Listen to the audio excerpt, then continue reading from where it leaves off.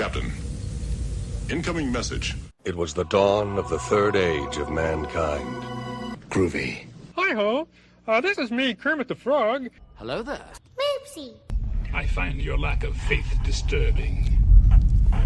Not a great plan. Program complete. Enter when ready.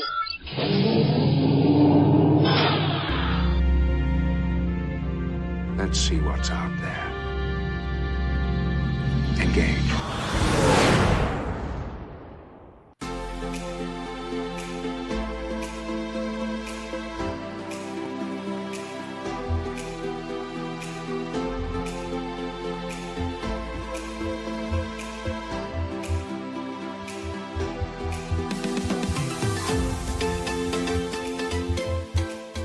Hey there, we're those sci-fi guys, and this is Those Sci-Fi Guys show. Just two working dudes, different lives, different jobs, but a whole lot of love for science fiction and the fun that comes with. We are your hosts. I am PSVK.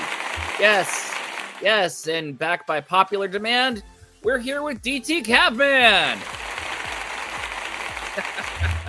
Hey folks, I'm DT Cavman, and how are you doing, my man? Hanging in, man. Hanging in, doing my thing, you know. It's been an interesting week. Not bad necessarily, but learning things is tough. Especially when usually a lot of things come easy to you. Or if you've been doing the same thing for the longest time ever. And then you gotta switch it all up. So Sure. And it's all for good things. So it's just, one of those.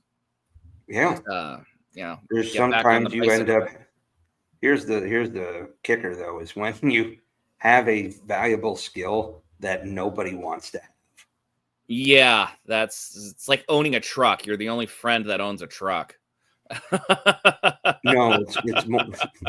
I meant more like when crisis hits at my job and people start going, oh my God. And then then the switch flips and I'm like, all right, this is what we're going to do. This, and this. What do you need? Well, all right, fine. This is what I'm going to do. This is what you're going to do. And it's. Well, you're a good crisis manager. You've had that beaten into you. Sometimes when it's personal, it doesn't react the same way. Like, I can understand that too. So back in June, we had a driver, one of my employees, he was struggling, I think, and every day that week was over 100, right? Mrs. Catman and I bought Gatorades, and I had like 3 cases of Gatorades, and I was just handing them to dudes as they were going out, Mm-hmm. Just say, hey, stay hydrated, give them water, here's a Gatorade, here's a water and a Gatorade, and this guy, called and he said, I'm feeling really weird. I don't know what, I'm kind of getting dizzy, and I'm like, well, dude's older, not in the greatest of shape. It's 100 degrees. Sounds like he's dehydrated. So I called my boss. I'm like, this is what's going on with this guy. Boom, boom, boom, boom. I'm grabbing this. I'm grabbing some Gatorades. I'm grabbing some waters, and we have like those. They're kind of like do-rags that you can soak and they stay cool. Oh yeah, yeah. Those are valuable. Right. Grab one of those, and then we ran, then I drove up 40 minutes. I sat with him. I kind of talked him over. I looked him over. I'm like, all right, this guy's looking flush. He's not he's not really communicating super well. I gave him the water. I'm like, here, start drinking the Gatorade. I opened one of the water, poured the do-rag, put this on. It'll help cool you down if it was a dehydration. It was just a whole thing. I'm like, all right. I call my boss. I'm like, look, this is what's going on. This guy needs to go to seek medical attention. So I'm going to need somebody to come and get this truck, or if we got to tow it, this is where it is. It's a very easy spot right near a sister facility. All right. It's at the place everybody goes to take lunch. I'm going to take this guy to this. They're like, oh, can you take him to this place? Okay, I'll take him to that place. So I zip it down there.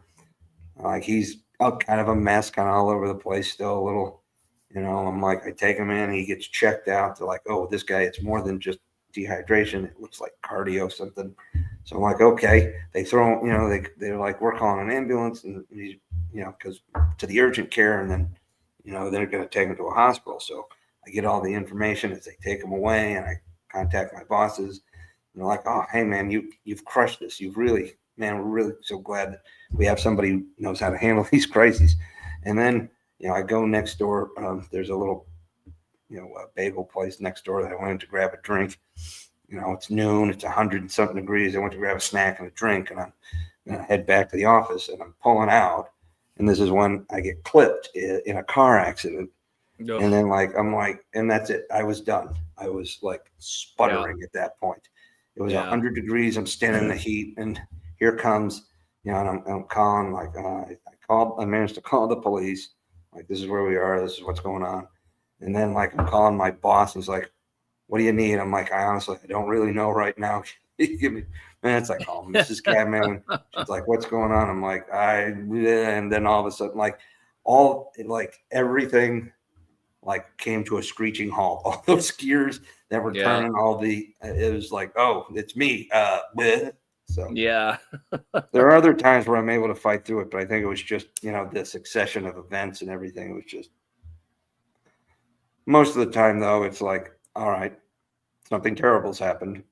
Yeah. Now I'm in, crisis management mode. Right. Part of my cough. What you have is actually pretty special, and I am also going to maintain it is like being the only friend in your friend group with a pickup truck. When your friends need to move, you're the only one they go to. But by the way, kudos to you with handling that situation as well as you did. Unfortunately, it's a skill that you pick up in service, and you don't, you only develop it through uncomfortable situations. So yeah, no, that's true. But hey, it's always fun. Always fun. Did you hear that? It almost sounded like a door creaking open. Sort of. That's Ralph from The Simpsons. For some reason, it's playing on my speakers. I'm looking up different sound effects to be able to. Sorry, I'm multitasking. I'm listening to you. You know I do. But for some reason, the speaker system doesn't want to play through my headphones, which is what it's supposed to do properly in a, how shall we say, professional setting. Oh, so my. Indeed. Well, anyway, so I'll get that figured out in a second. Yeah, so it's been interesting. Shall we just? I mean, we're running way behind today. I had to do some errands and pick up some things for the family in last second. Yeah, no, let's get to it. Let's jump right into it. So, what brings us here tonight, DT? Honestly, a little doom scrolling on the cell phone. I was scrolling through, just somebody had sent me a video, and I'm like, "Oh, cool." And then I was like, "All right, what's the next?" And scrolling, and I'm like, I landed on a video of Diego Luna. Yeah. Okay. I almost dropped the name of one of my employees who's got a similar name. Yeah, that's not good. Diego Luna, most well known right now for his role as Cassian Andor in Rogue One and Andor, right? Mm-hmm. Dark, heavy, politically charged, excellent TV and movies.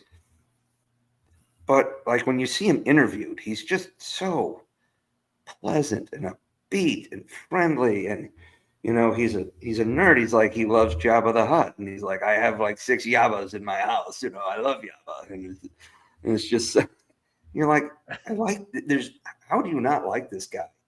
His interviews, he usually is very kind of upbeat, and he's sharp, but he's fun. I don't know. He just struck me as a very warm, nice guy. And every interview I've ever seen with him, even ones that were kind of serious, it was a Hollywood Reporter one of those round tables they have where he's talking about, Andor and some roles helping him kind of break out of, the drug dealer, because I think was he in Narcos, in one of the Narcos series? If he was, I couldn't tell you. I never saw it. That Right. genre is not for me. But, he's talking about being typecast or stereotyped and whatnot. And things like Andor kind of helped him break out of that. I've seen him in a couple of other movies. He was good in The Terminal with Tom Hanks. He was one of those terminal workers who helped Tom Hanks' character. Was he the janitor? I think so. The guy they were trying to fix up with some. Yes. Yeah. Oh my God. So, wow. That's a big moment for him to be alongside Tom Hanks, directed by Steven Spielberg. By the way, The Terminal, terminally underlooked, by the way, as a good movie. Yeah, it was a pretty entertaining movie.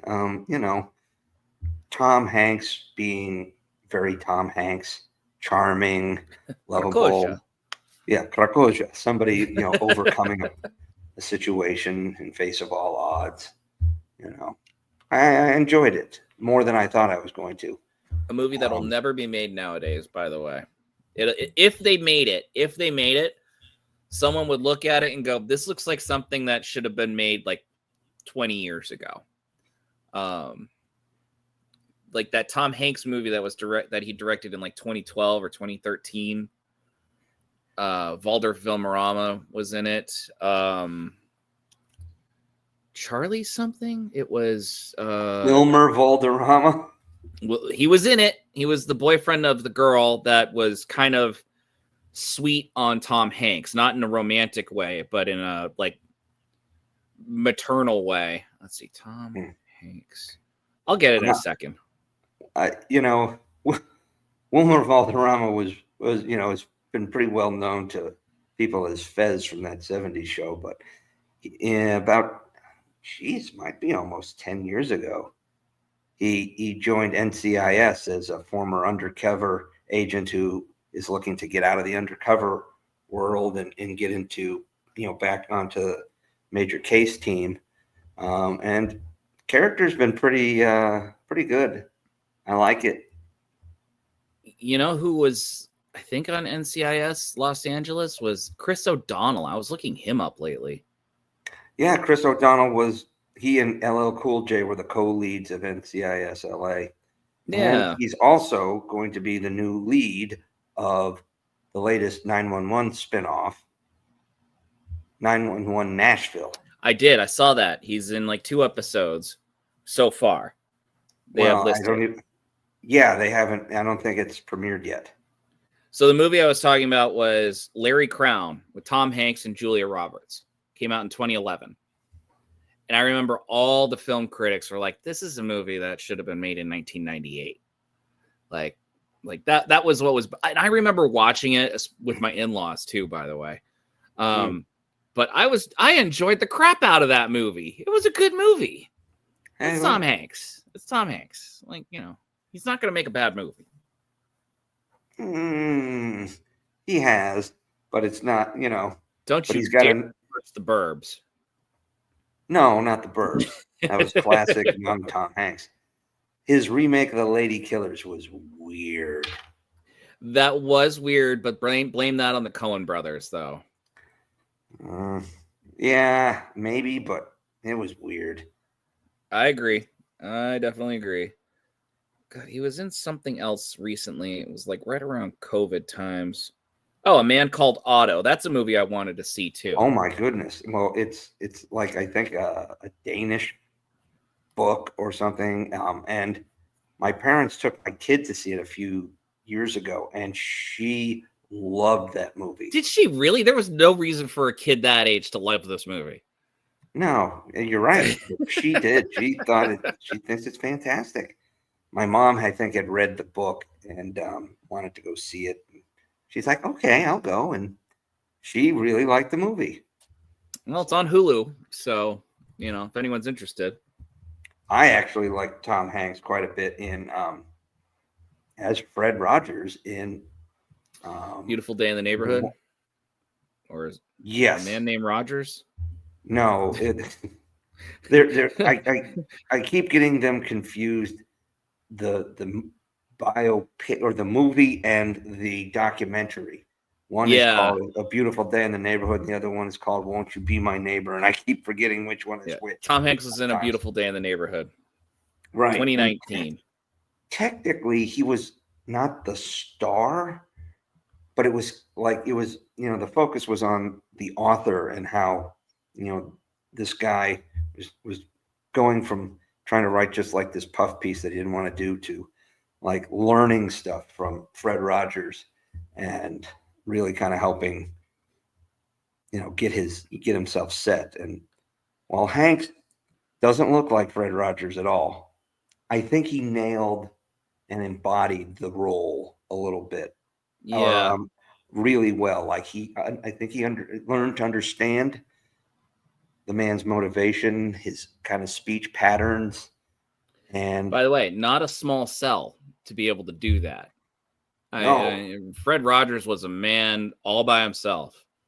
And the best part about both the documentary and the movie is that it didn't ruin your childhood. Like those who grew up and you're like, please don't find something in the closet about Mr. Rogers. Everybody, Bill Cosby, everybody else is going down. Some white hood in the closet or something like that. Yeah, I know.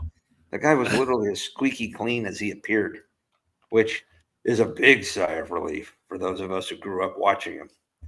The funny part is about Tom Hanks playing Fred Rogers is that in Drunk History, his son Colin Hanks plays Fred Rogers in developing the show Mr. Rogers' Neighborhood.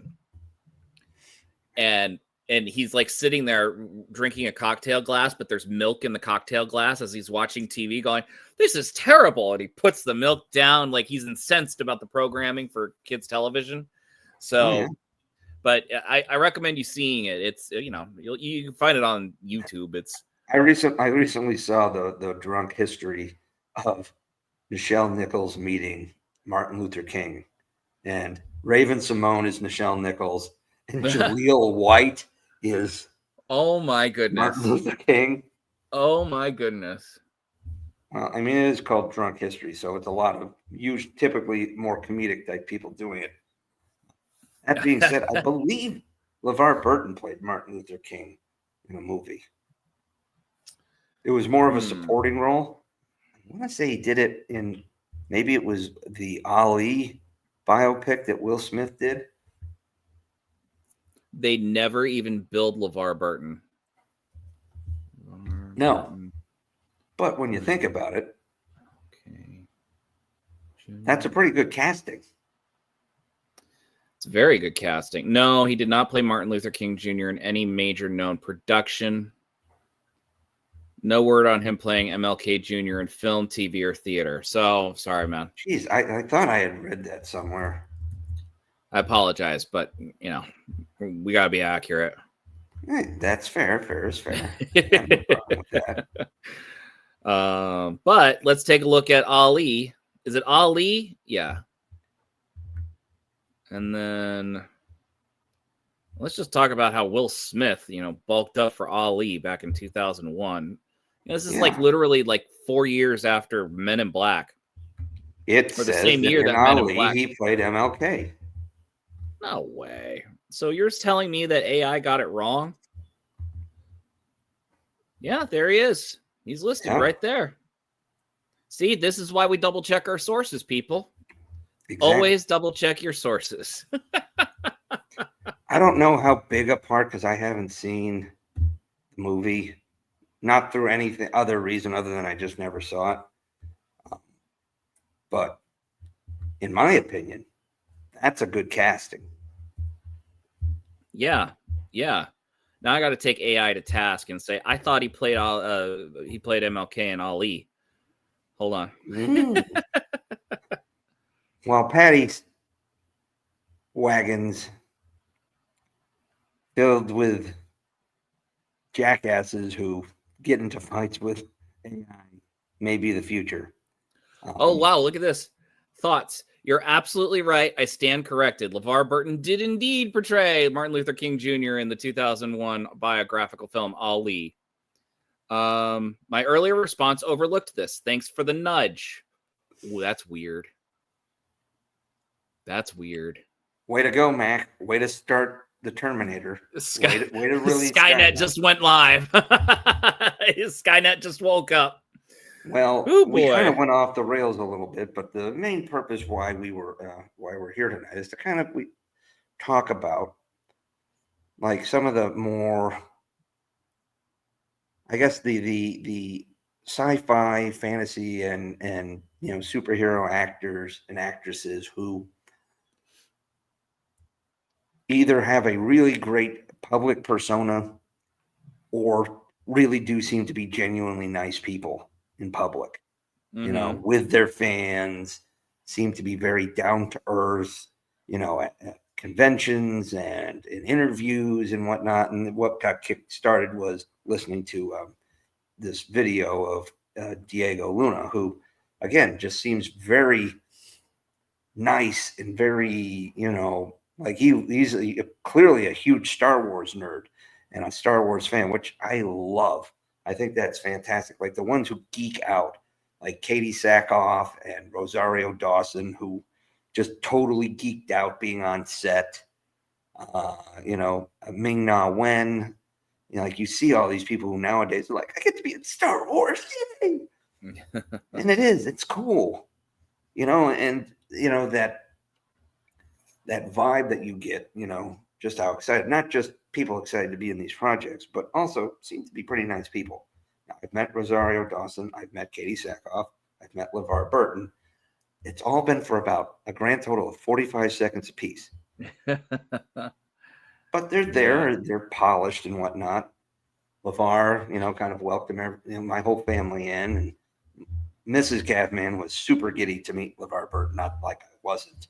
I just showed it. I just hit it a little better. Yeah. I'm not like, oh my God, it's LeVar Burton. I'm going to be standing right there next to Joey LaForge. Can you recommend me a book? That's what's going through here, but I didn't show it.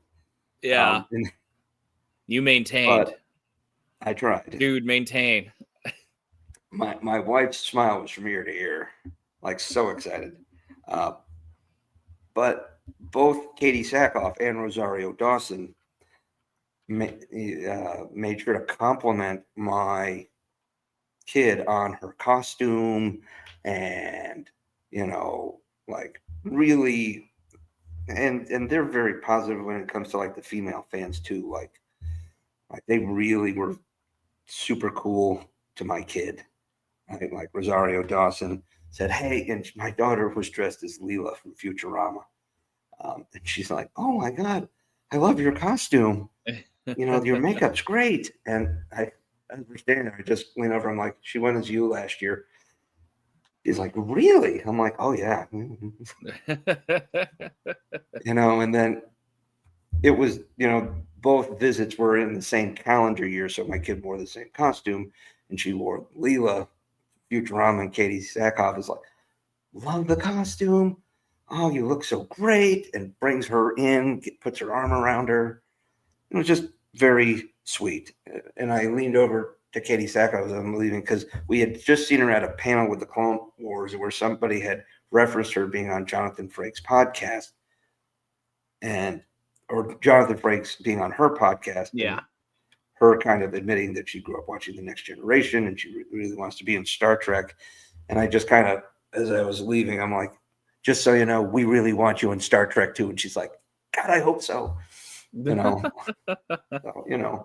again, really cute, nice little short interactions with people. Like we met Tamora Morrison recently at Fan Expo, and he was nice. And he's like, hey, come on over. I'm like, hey, he's like, how you doing? He's like, great, good on you, mate. Just welcomes you in. Nice guy. I mean, sure, some of this could be an act with some of these folks.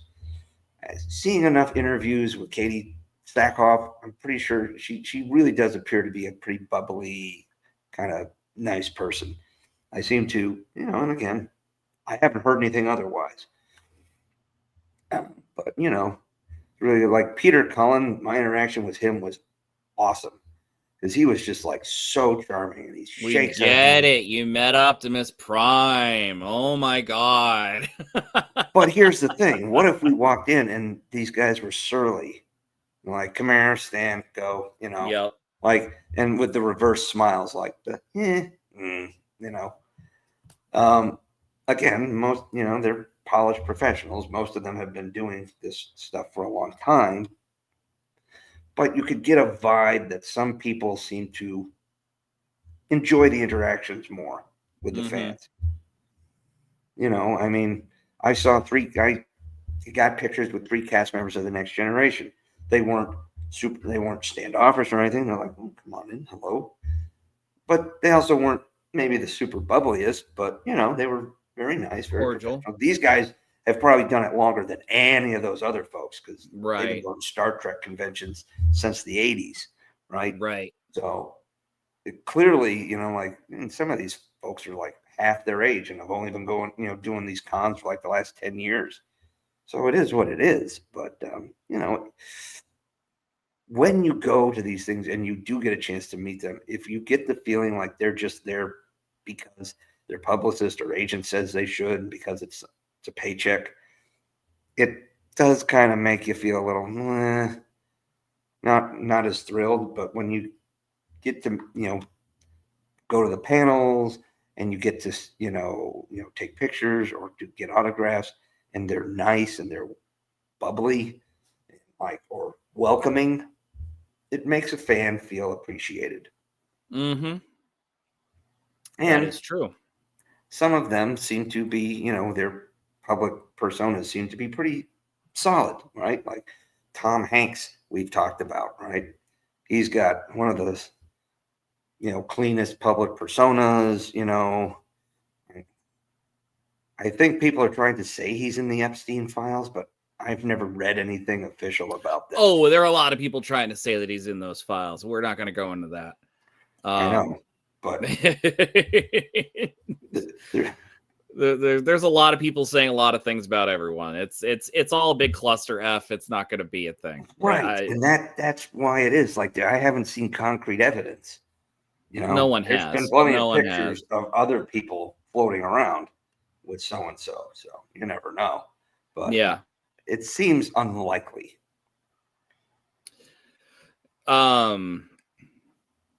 Okay, so I've got a couple interactions with some celebrities. I'm going to throw out some people that you might not know. Oh, crap. I should have had this ready. Because I just realized that I had lunch with breakfast or lunch with this guy almost every Saturday at a USC home game when I was in college. Let's see. Nope, that's not it. What, Reggie Bush? Pete Carroll? Yeah. No. They were busy doing game prep. Come on now. Reggie Bush really wasn't starter until my senior year. Come on. Like, that was 2003. Hey, man, 2003. A lot of stuff going on for the Bushes that year. Yup. Okay. So, political joke. Thought we were going to do that. Come on, man. That was funny. It was. All right, let me add. I can reference it. I was in that guy's war. Yeah, you were actually firsthand. So, Shelley Berman, delightful man. We would have.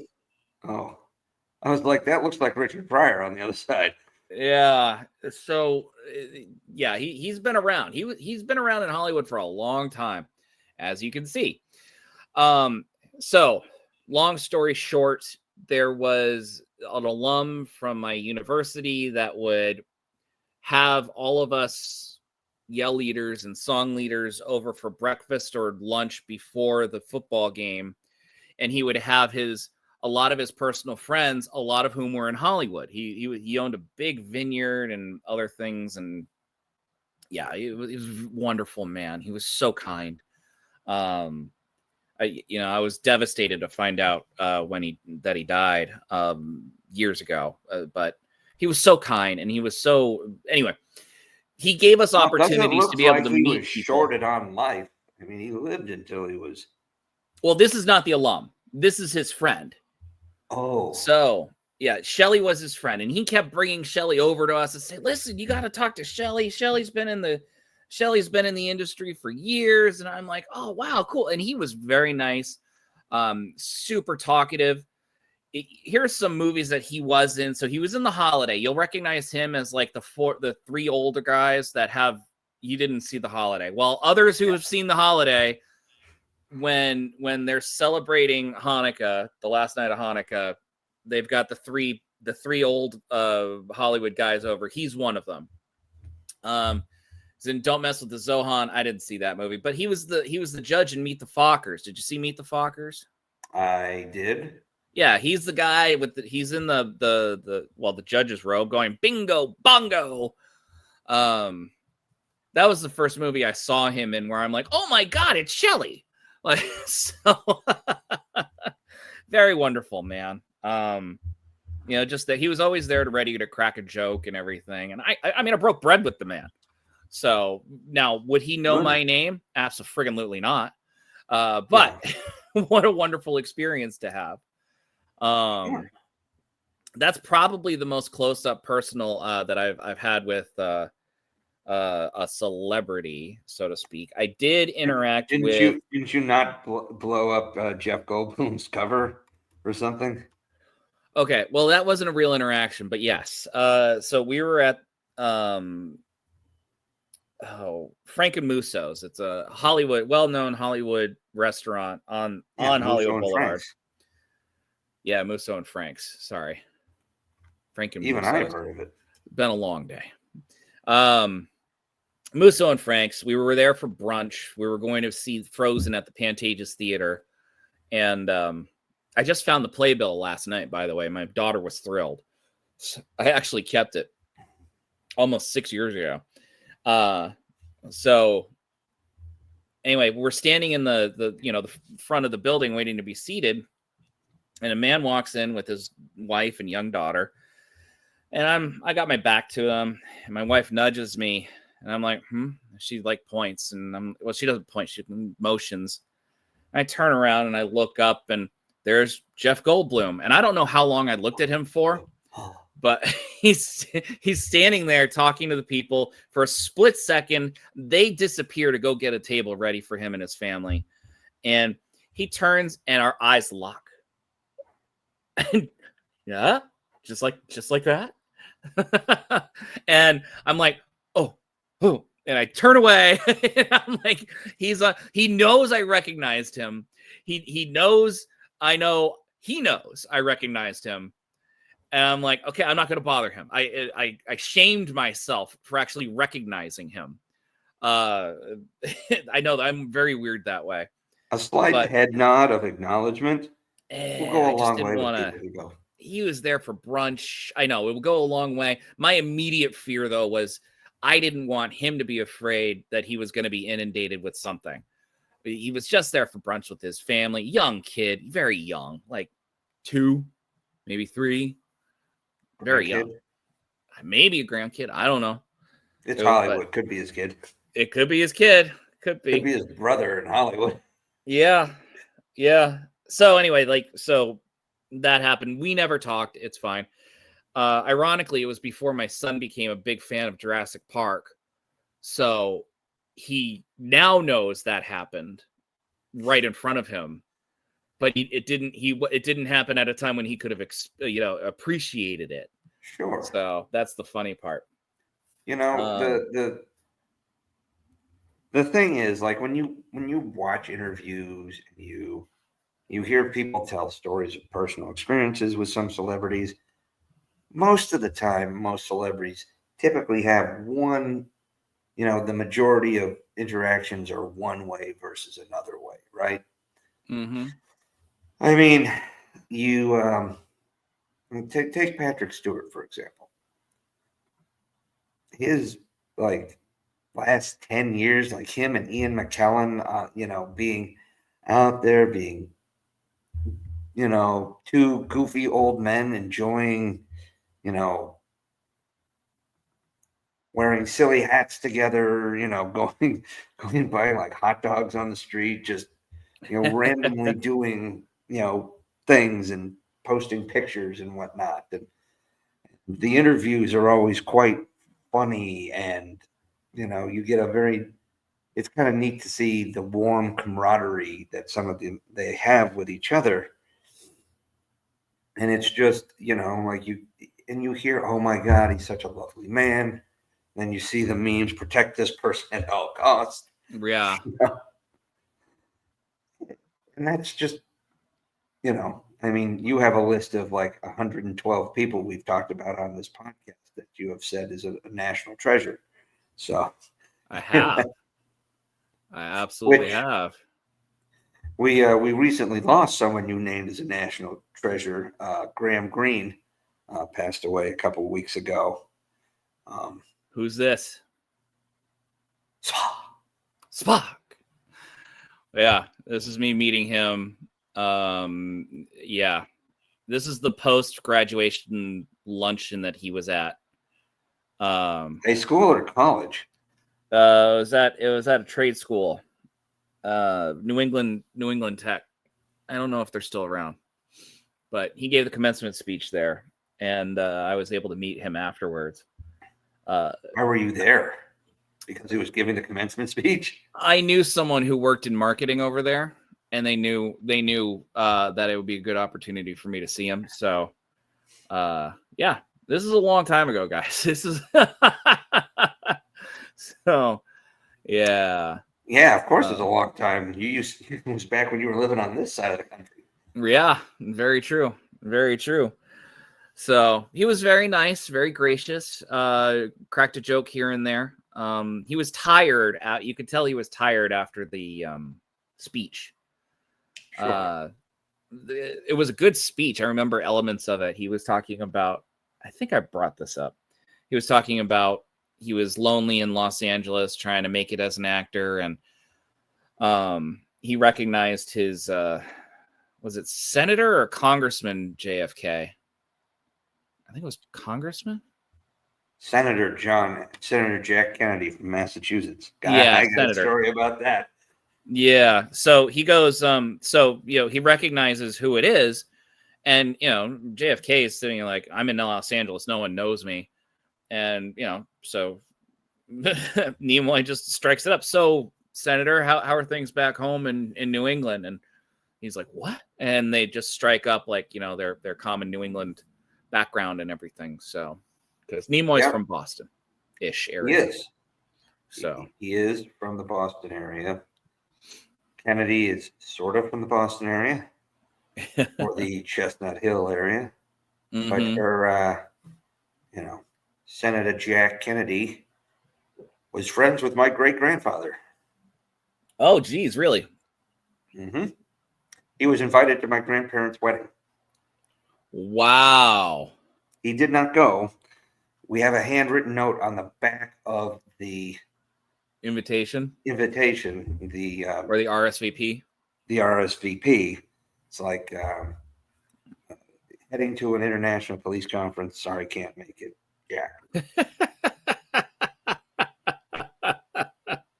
Wait a big time, sir. Well, my great grandfather was the head of Massachusetts State Civil Service for something like 20 years. Yeah. So, family lore. I've seen pictures of the Kennedy family that were taken with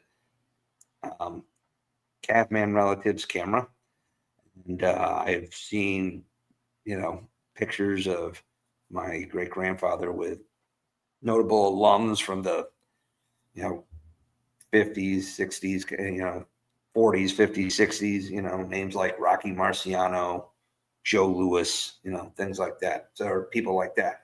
But the Kennedy one, that was kind of neat. It's like, oh, here's the RSVP to our wedding, hon. Oh yeah, that's JFK. Yeah, they're in a safety deposit box.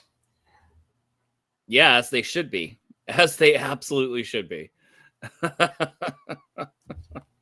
That's crazy. Neat story. And, Leonard Nimoy people always said he was very good with fans and was somebody who was very approachable, I guess. Yeah. It's funny. I've been recently seeing a roundtable between him and Shatner with Stewart and Frakes. Yeah, that's been making the rounds online lately, like segments of it and everything. So that's a fun little thing. Gosh, it had to have been 15 years ago that they recorded that. Looked more like 20. Could have been 2005. You think?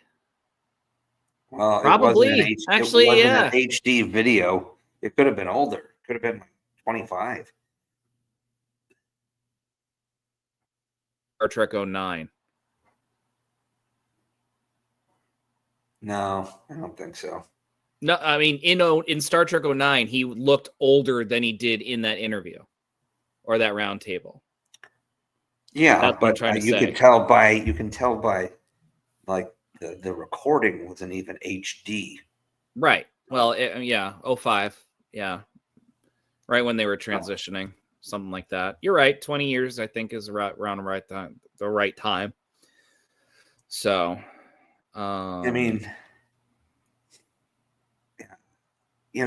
when you find out that the people that you're watching on TV, movies, sports, and whatnot, when they actually turn out to be decent people, it just kind of makes your investment in it just feel a little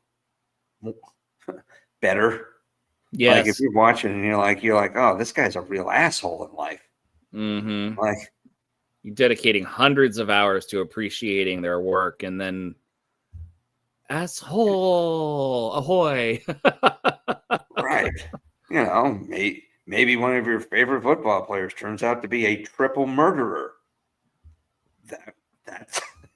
That's you do a screeching halt. What are you talking Aaron about? Hernandez. I was going to say Aaron Hernandez, and I thought there was only one victim. There were 3? Oh, damn. It's been a while since I visited that thing. They tied him to a double homicide later. Oh, dude. I started listening to that Gladiator podcast about him. That's a listen. The Netflix 3-parter from like 2020 was pretty interesting too. Yeah. I haven't watched the American Sports Story from Hulu about it. Mm-hmm. Yet.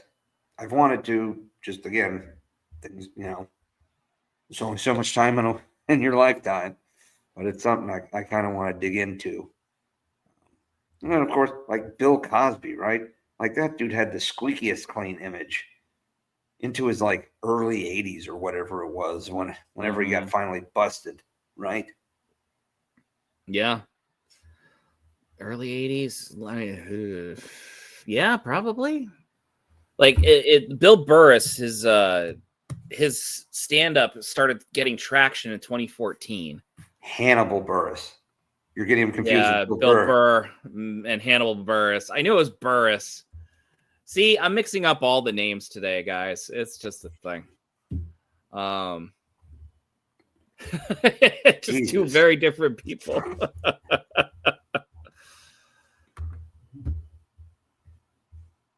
So next. Yeah, well, I mean, it was weird, and it is heartbreaking too, right?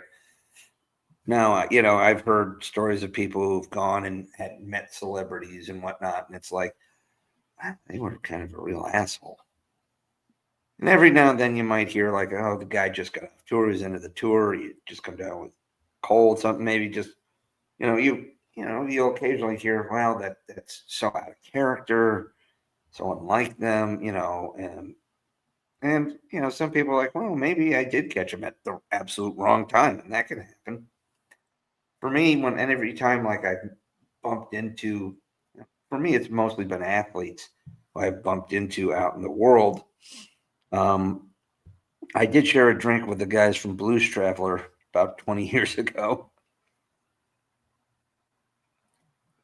I'm sorry. Were they on a mission from God? Not the Blues Brothers. Oh. Blues Traveler. Yeah. Did they give you the runaround? I actually didn't. It was me.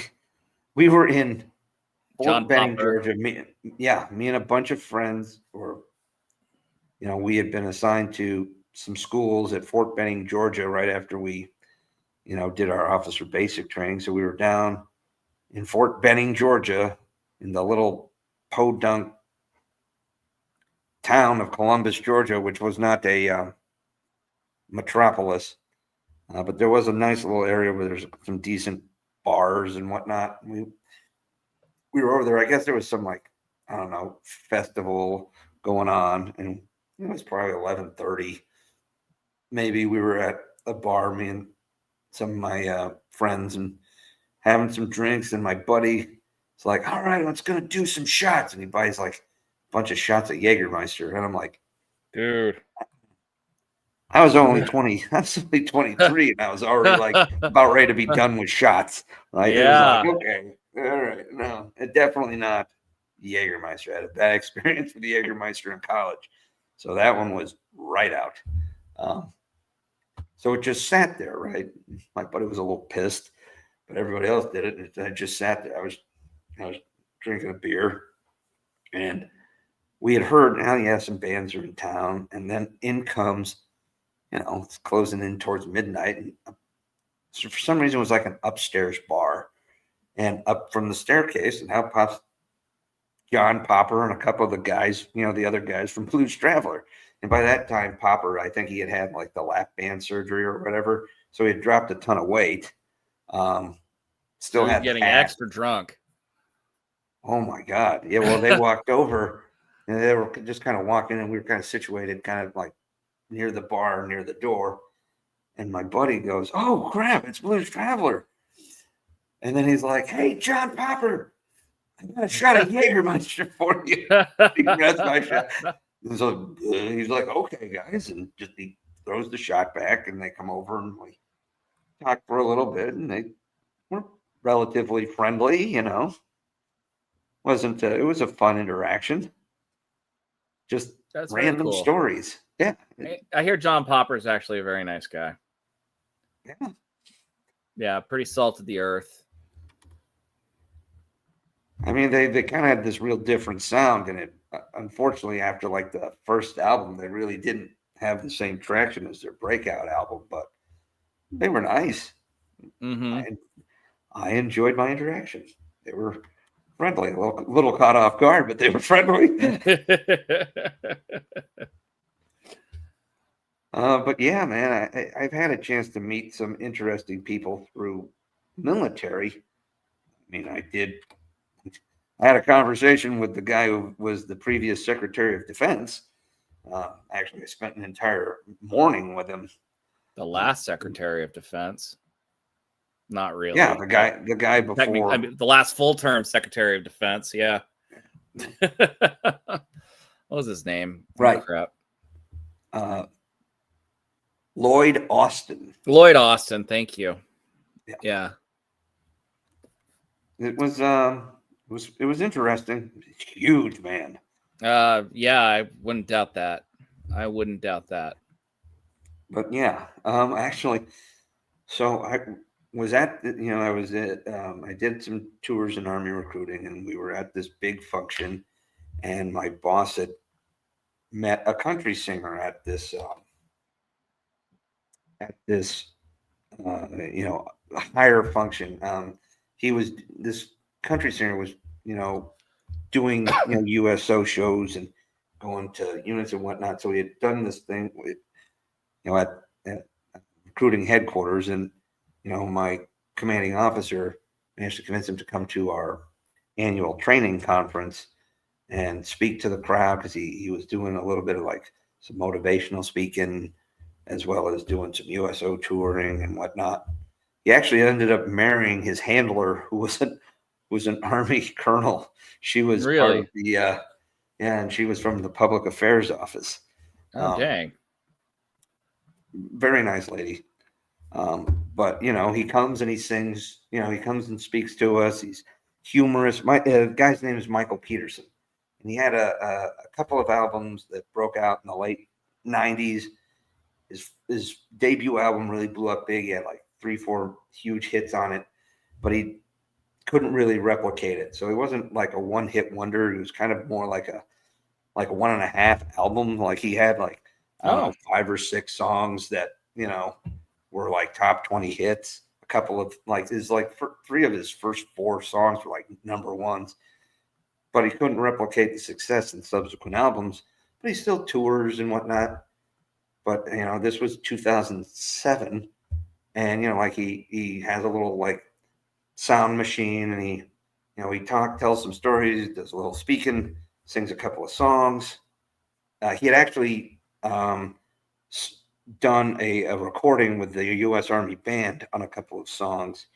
That's one of the reasons why he was doing this recruiting thing, because these songs were like being put on a CD with the Army Field Band, and being put out, maybe again to probably drum up a little bit of attention, help the recruiting effort, but it was still cool. Very cool. And I had actually grown up liking him when he had come out 10 years before. So, after it kind of broke up, I walked over and I just wanted to go up, shake his hand. And he was a big guy too. He was like 6'3", had played like football in college at like a small college in the Midwest or something like that. But a big guy, like right? A brick shit house. Kind of, yeah. And he was like, "Hey, I just want to say I'm a fan. I actually have some of your albums, and I always enjoy it." He's like, "Oh, thank you so much." And this colonel walks over, and she's like, "Oh, so do you know Michael?" I said, "Well, I've been a fan of his music last decade or so. When he first came out, I had first couple albums, so I really like his music." Well, in the military, as well as like some fire and police and EMS, we have these things called challenge coins, and most units have them, and you kind of hand it out for jobs well done to people and whatnot. Well, because he'd been doing stuff with the military, he created his own, and I have it. It's actually pretty cool. Oh, really? No way. That's pretty cool. Oh, dude, the coin collection for soldiers and other military personnel is like it's neat. Oh, that's cool. It's his guitar, man. Yep, with his name on it.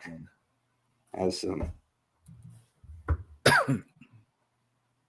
just Here, I'll make that bigger. I think it's a bit of a proverb or something there, but little signature and whatnot. But yeah, this was one of the coolest and most unique coins I ever received, both in shape and whatnot. So it was very friendly. He was very nice. It was kind of nice to meet somebody who's actually heard of me and knew my music and stuff. And what's the best song people might know? Drink, Swear, Steal, and Lie. All right. And we'll be playing that in a second. Hold on. I just got to share it. You want to know what the cool part is the story has a part 2. Can you hear it? Yep. I was 12 when Daddy said to me, take to drinking, boy, that road don't lead nowhere. I love this guy. He's awesome. Let me hear you swear. Don't you dare. He told me stealing is a lazy man's way. Something for nothing leaves you held to place, don't lie. Then you can look the whole world in the eye. That's a really good message. But since I met you, girl, I'm breaking every rule.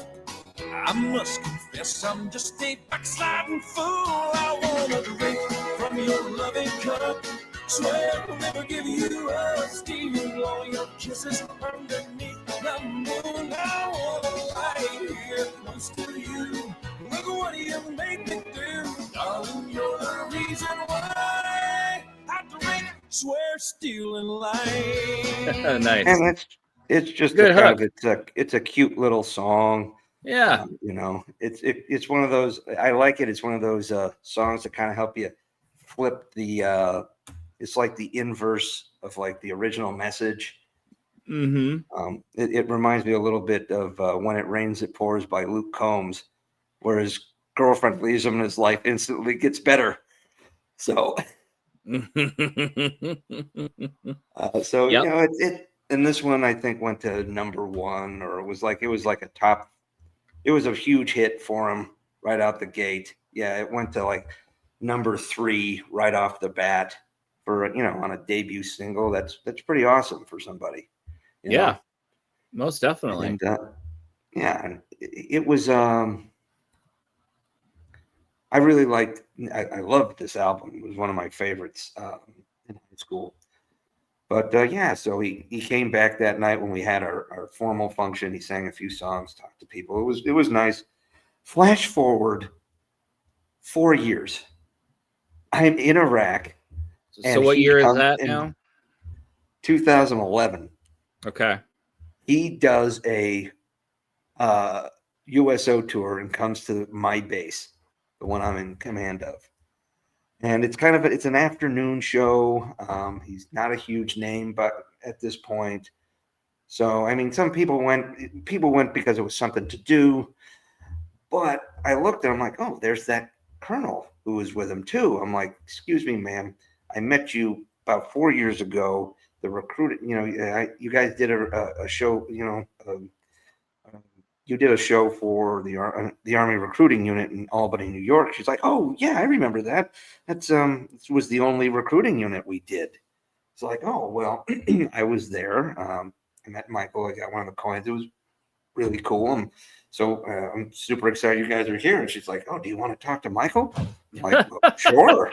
So she brings me over. She's like, Michael, this captain here was at the show you did in Albany, New York for the recruiting units.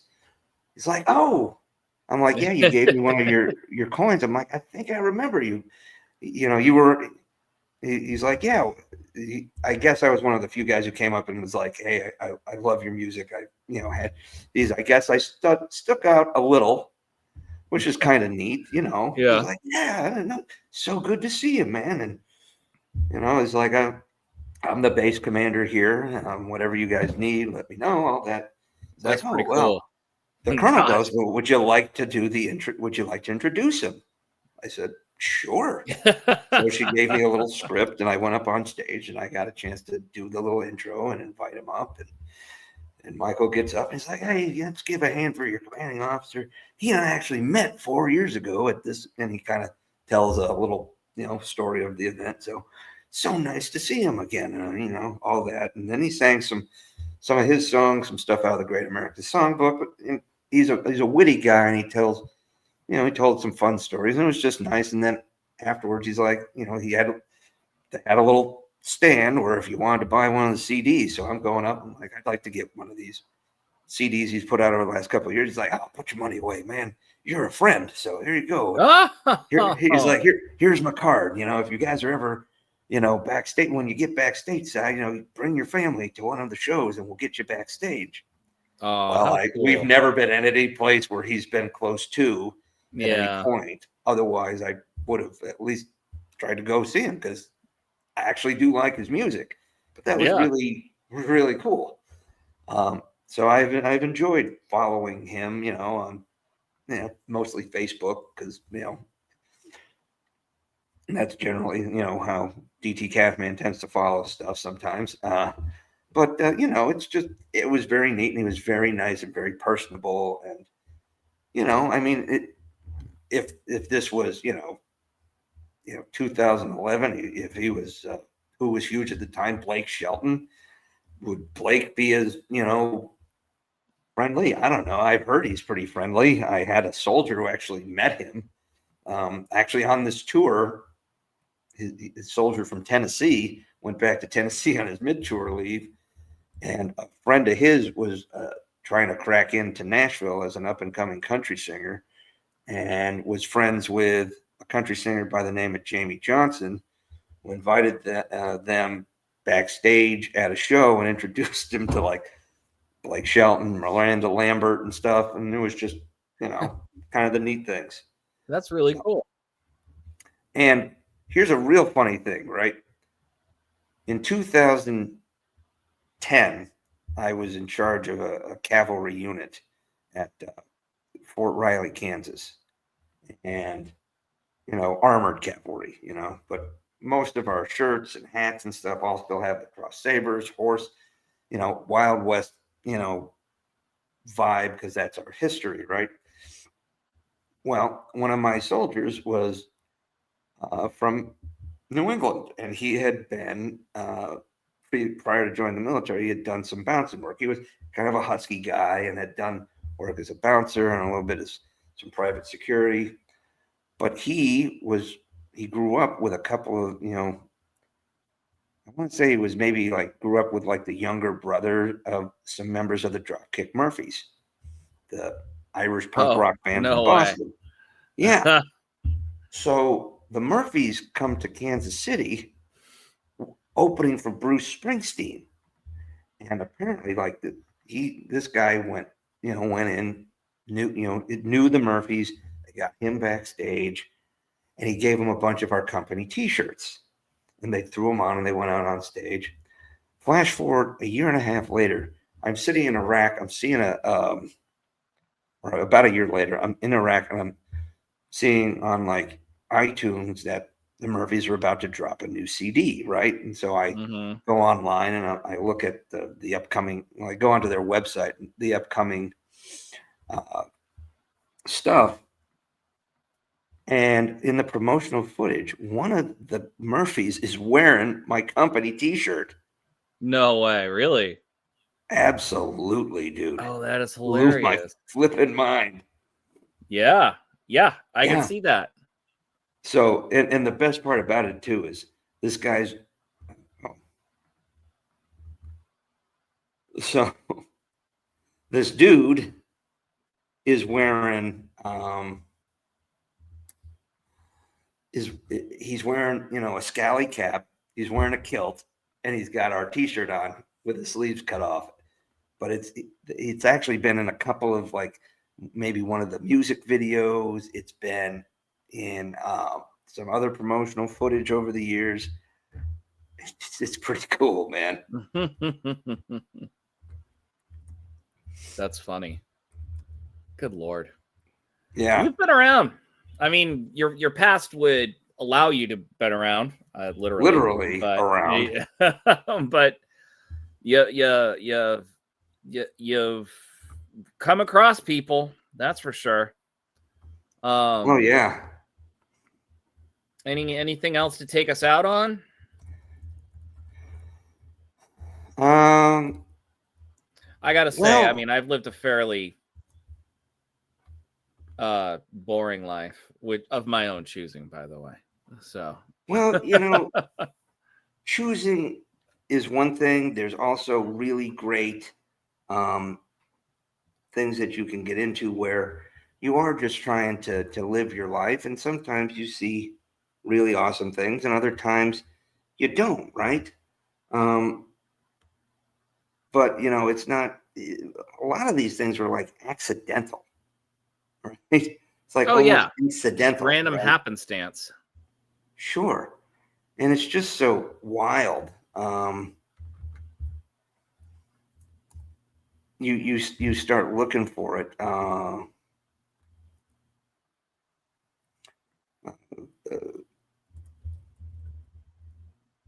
You're looking for the next words. Well, a little bit, yeah. It can be a pain in the ass sometimes, but other times it's you're just out there. You're trying to enjoy life, or you're at work or something, and then, or we were in Disney World, and my dad's like, "Oh, hey, there's the guy who used to be the quarterback for at the time the Redskins." He's like, "You should go meet him." I'm like, "I've never heard of this guy." Well, still go meet him. Oh, okay, sure. So it's just, but I was walking through the airport past Dennis Rodman one time, and everybody gave Rodman a very wide berth. Yeah, well, as one should. Yeah, he was a bit of an odd duck. Just a little bit. He is coming to Rhode Island Comic-Con this winter. So it is kind of funny. Like, I'm not gonna get in line though. Just kind of no, I'm not playing that game. Then I have to explain to my daughter who is this guy. Mm-hmm. Let me tell you. Let me tell you. Let me bring you back to the day I heard him on Howard Stern. Oh, it was one of the best defenders in the last 30 years in the NBA. Mm-hmm. Okay, and he's weird as shit. Well, define weird. He married himself publicly. Before that, though, he married Madonna, or he was with Madonna. They were with Madonna. I don't think they got married. Yeah. I don't know. I would ask AI, but AI gets things wrong apparently. So, yeah, they do. Well, speaking of which, anything else? When I've had interactions with celebrities, 90% of the time they've been relatively cool. I've been pretty lucky that way. I really haven't walked away from too many where I'm like, man, that person was a total asshole. Mm-hmm. So I consider that to be a win. Well, and you're fortunate. They say never meet your heroes for a reason. I actually prescribe by that.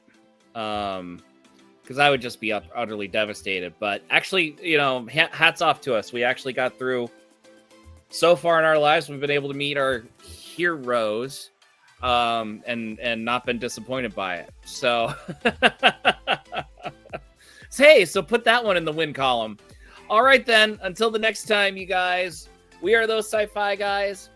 You guys keep dreaming. We'll keep working. So long, everyone. I'm PS McKay. It's out there. And I'm DT Caveman. And may you all have a wonderful night, a wonderful weekend, and a wonderful rest of 2025.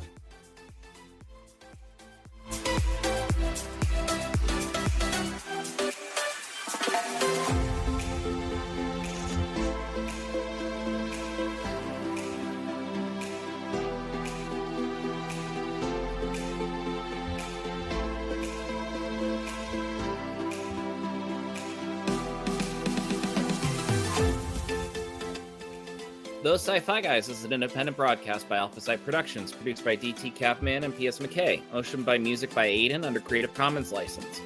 For more information on upcoming episodes, follow PS McKay on X at PS McKay or go to thosesci-fi-guys.com for past episode information. You can now find us on Spotify, so head on over there for our latest episodes, but don't worry, you can still find us on Apple. We're also live on Rumble, and you can find us on YouTube. Be sure to leave a like and a comment on Facebook and let us know how we're doing.